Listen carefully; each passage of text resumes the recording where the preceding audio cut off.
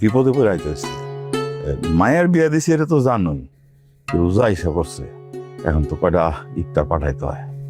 বুঝছি কি, আমার কাছে না কোনো টাকা পয়সা নাই, কয়টা টাকা যদি তুমি ধার দিতা, চিন্তা নাই, ওই যে ধান উঠলে ধান বেশি আমি আমার তোমার বিয়া দিই।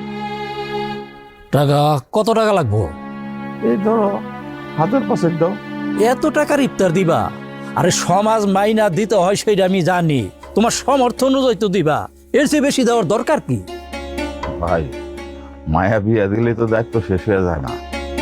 বুঝছি কি, ওই মায়া ফোন দিছিল বুঝছো, এই মায়ার ভাসুরের শ্বশুর বাড়ি থেকে অনেক ইফতার পাঠাইছে, তো আমারও তো কিছু ইফতার নিয়ে যাওয়া লাগে।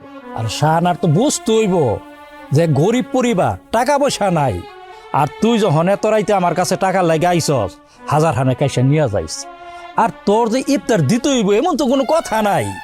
তোর মতন একটা গরিব মানুষের উপরে জুলুম করে কোনো লাভ আছে? ঠিকই কইছ ভাই, তাহলে ওই কালকে আসুন। তুমি এই দুঃসময়ে যে উপকারটা করলা, আমি দোয়া করি এই রমজান মাসে উপলক্ষে জানি তোমার মঙ্গল হয়। যাই ভাই। ঠিক আছে, যা।